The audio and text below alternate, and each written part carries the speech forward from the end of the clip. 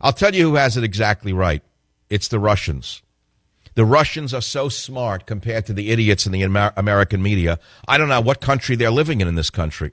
I want to read you something out of Moscow that just came out of the New York Times, written by Ellen Barry, because it's very telling. Upon learning of the violent death of the United States ambassador to Libya on Wednesday, many Russians responded with variations on, "I told you so." You see, Russia has long argued that the West should not support popular uprisings against dictatorships in the Middle East, lest Islamic fundamentalism take hold. By the way, I'm going to pause here. That's exactly my position in trickle-down tyranny and on this radio show. Are these eggheads in the White House that naive to think that Islamists are going to love them? Are you people that nuts?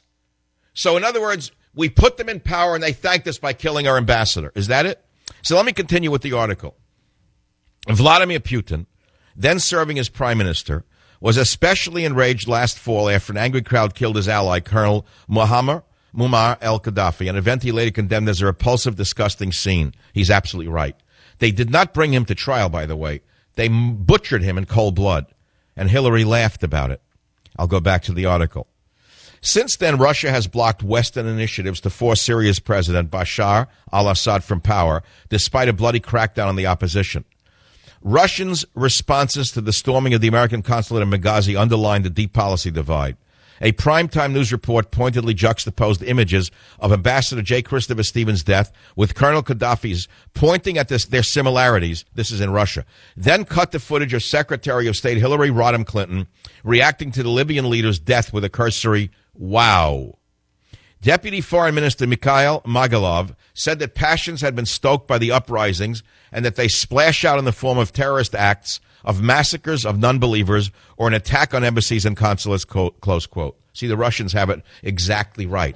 Our dummies from the academic left have no idea what their idiocy has wrought. But the Russians, who have been there and done that, understand what is going on in the world. To an extent, the American diplomacy corps should be embarrassed and learn from them. I'll go back to the article. The frequency of these outbursts, unfortunately, has been growing since the, quote, Arab Spring. Brought to power political groups of Islamic orientation, either open or indirect, Mr. Margalov said in comments to the Interfax news agency. Shall I go on? The first comments in Russia on Twitter were bitingly sarcastic. Quote, "The democratized residents of Libya thanked the staff of the American embassy for its support," one read. Another read this, quote, "This is what you call exporting democracy, it seems. America gives Libya a revolution, and Libyans in return kill the ambassador," close quote. Something you'd expect from intelligent people, which apparently we're not getting here in the United States, only in Russia. Alexei K. Pushkov, the head of Russia's Parliamentary Foreign Affairs Committee, wrote this via Twitter, quote, "Under Gaddafi, they didn't kill diplomats. Obama and Clinton are in shock. What did they expect?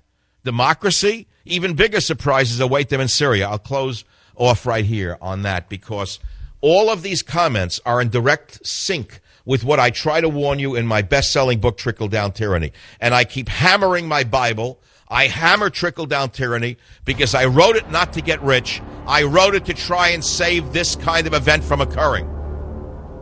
Savage.